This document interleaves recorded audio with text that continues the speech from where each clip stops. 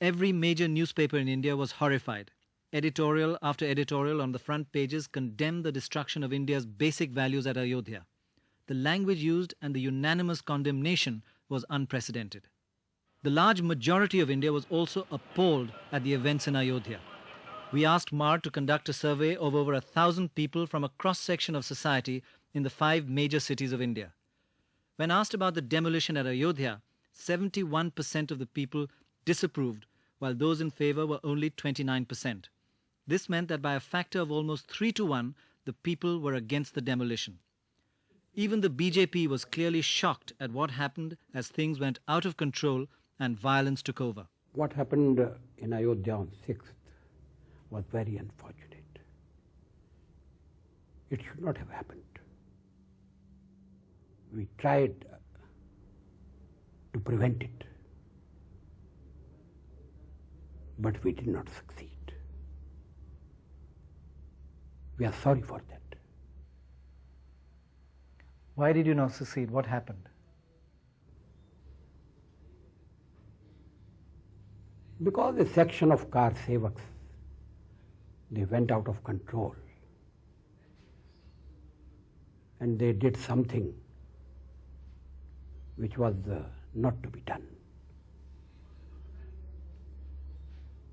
A clear assurance was given that no damage will be allowed to be caused to the disputed structure. And that assurance was not kept up. That's why we are sorry. And as the party lost control and their cadres went on the rampage, Indian and foreign journalists were attacked. 27 stitches were needed after this journalist was hit on the head. They were all trying to pull the bag away from me, and I could feel somebody reaching at my pocket, and I could feel somebody pulled my notebook out, and I think pulled my wallet out too. At that point, I went black.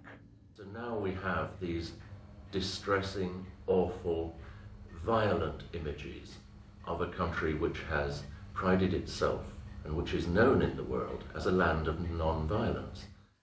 The Marg survey of the 5 major cities of India showed that there's widespread concern over the worsening of India's image. When people were asked how India's international image would be affected by the events, 78% felt that it would worsen.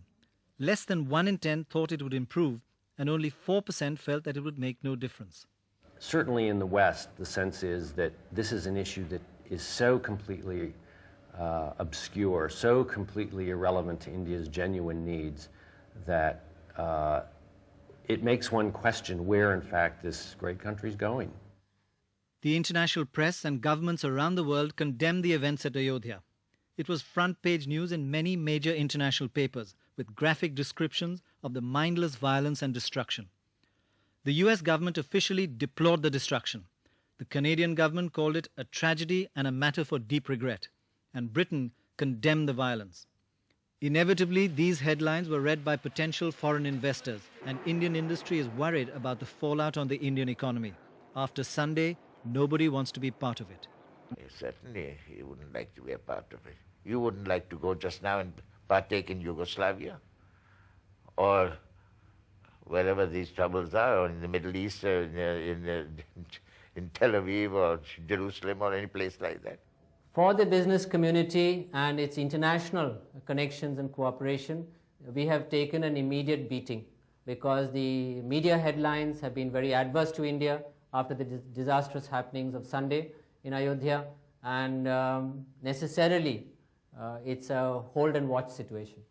But experts say that the impact of Black Sunday may even extend to investment by Indian industry. Here we are trying to woo foreign investment into the country. But one of the things you need in a setup to have investment is law and order and stability. That's foremost in the minds of investors, and not just foreign investors, even domestic investors. When they invest, they want an environment where you have all this before you put in your money. In the final analysis, though, it's more than the economy. It's the basic fabric of India that has been severely affected.